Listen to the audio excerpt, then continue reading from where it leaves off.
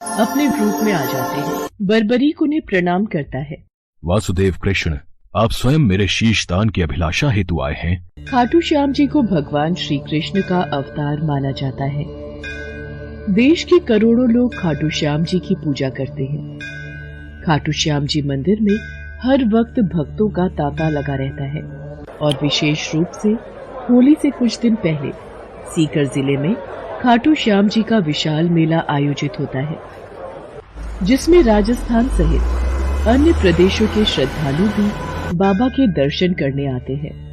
खाटू श्याम जी की कहानी महाभारत काल से शुरू होती है, जिस वक्त उनका नाम बर्बरीक था।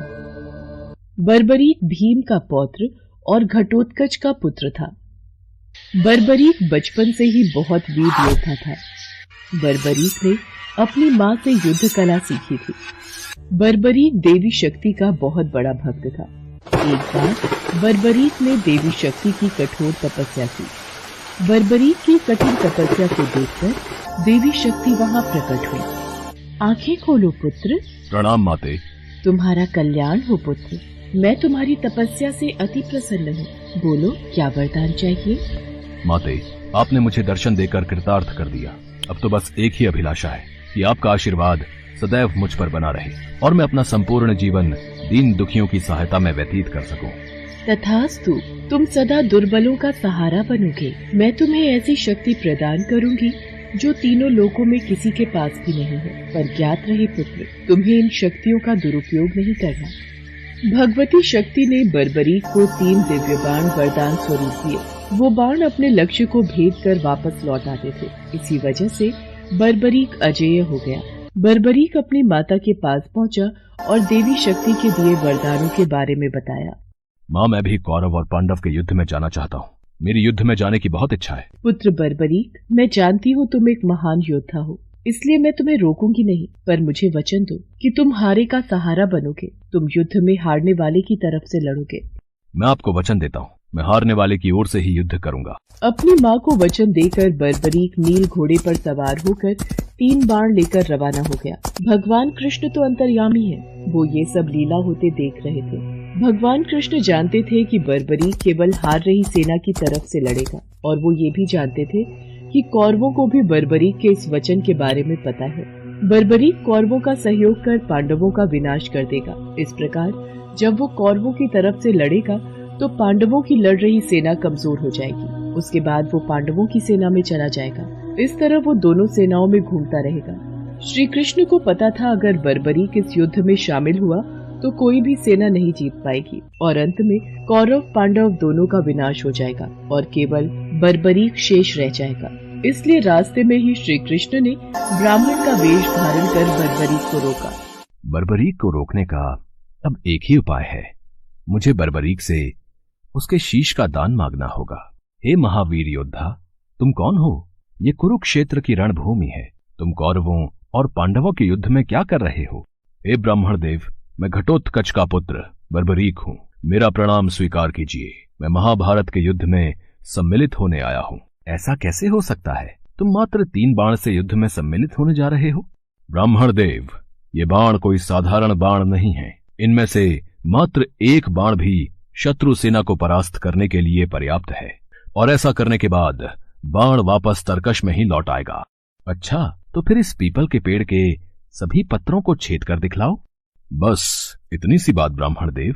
बर्बरीक ने ब्राह्मण रूपी श्री कृष्ण की चुनौती स्वीकार कर ली और ईश्वर को स्मरण कर पेड़ के पत्तों की ओर बाण चलाया। बाण ने क्षण भर में पेड़ के सभी पत्तों को भेद दिया और श्री कृष्ण के पैरों के इर्द गिर्द चक्कर लगाने लगा, क्योंकि एक पत्ता उन्होंने अपने पैर के नीचे छुपा लिया था।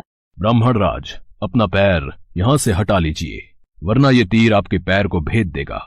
ये तीर बिना लक्ष्य पूरा किए वापस तरकश में नहीं लौटते। बर्बरीक के तीर अचूक हैं, लेकिन अपने निशाने के बारे में खुद बर्बरीक को भी पता नहीं रहता है। असली रणभूमि में अगर मैं सभी पांडव भाइयों को अलग अलग कहीं छिपा भी दूंगा ताकि वो बर्बरीक का शिकार होने से बच जाएं, तब भी बर्बरीक के तीरों से कोई नहीं बच पाएगा। इन अचूक तीरों से कोई नहीं बच सकता है। हे वीर योद्धा, मैं तुम्हारे साहस की सराहना करता हूँ। मैं तुमसे दान स्वरूप कुछ मांगना चाहता हूँ। ब्राह्मण महाराज, यदि मेरे वश में होगा तो मैं आपकी इच्छा स्वरूप दान की अभिलाषा जरूर पूर्ण करूंगा। मैं वचन देता हूँ, आप मुझसे दान में जो भी मांगेंगे मैं आपको मना नहीं करूंगा। मुझे तुम्हारा शीश दान चाहिए, क्या तुम ऐसा कर सकते हो? आप कौन हैं? मुझे अपना परिचय दीजिए। आप मुझे ब्राह्मण नहीं दिखाई देते, कृपया करके मुझे अपने वास्तविक रूप से अवगत कीजिए। बर्बरीक की प्रार्थना करने पर भगवान कृष्ण अपने रूप में आ जाते हैं। बर्बरीक उन्हें प्रणाम करता है।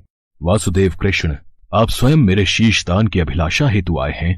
बर्बरीक, युद्ध भूमि की पूजा के लिए एक वीरवर क्षत्रिय के शीश के दान की आवश्यकता होती है और तुम महावीर महायोद्धा हो, अतएव मैं तुमसे शीश दान मांगता हूँ। हे वासुदेव कृष्ण, मैं आपको शीश दान अवश्य दूंगा, पर मेरी दो इच्छाएं हैं। पहली ये कि मेरी देह को आप स्वयं अग्नि देंगे, और दूसरी इच्छा ये कि मैं अंत तक इस युद्ध को देखना चाहता हूँ। ऐसा ही होगा वीर शीशदानी बर्बरीक। कलयुग में लोग तुम्हें हारे का सहारा बोलेंगे, तुम्हें श्याम नाम से पुकारेंगे। मेरे नाम से ही तुम्हारी कलयुग में पूजा की जाएगी। कलयुग में खाटू श्याम नाम से तुम्हारी पूजा होगी। फाल्गुन माह की द्वादशी को बर्बरीक ने अपने शीश का दान दिया। बर्बरीक को ब्रह्मा जी का श्राप था कि उनकी मृत्यु पृथ्वी लोक पर भगवान कृष्ण के हाथों ही होगी, तभी वो श्राप मुक्त हो सकता है। बर्बरीक का सिर युद्ध भूमि के समीप ही एक पहाड़ी पर सुशोभित किया गया, जहां से बर्बरीक ने संपूर्ण महाभारत का युद्ध देखा। युद्ध की समाप्ति पर पांडवों में ही आपसी बहस होने लगी कि युद्ध में विजय का श्रेय किसको जाता है। इस पर श्री कृष्ण बोले, तुम सबको आपस में विवाद में पड़ने की कोई आवश्यकता नहीं है। बर्बरीक का शीश संपूर्ण युद्ध का साक्षी है, अतएव उससे बेहतर निर्णायक भला कौन हो सकता है। ठीक है वासुदेव, फिर हम इस निर्णय को जानने के लिए बर्बरीक के पास ही चलते हैं। पौत्र बर्बरीक, तुमने तो युद्ध को बहुत ध्यान से देखा है, क्या तुम बता सकते हो हम सब वीरों में से इस युद्ध को जीतने का श्रेय किसे जाता है? श्री कृष्ण ने ही युद्ध में विजय प्राप्त कराने में सबसे महान कार्य किया है।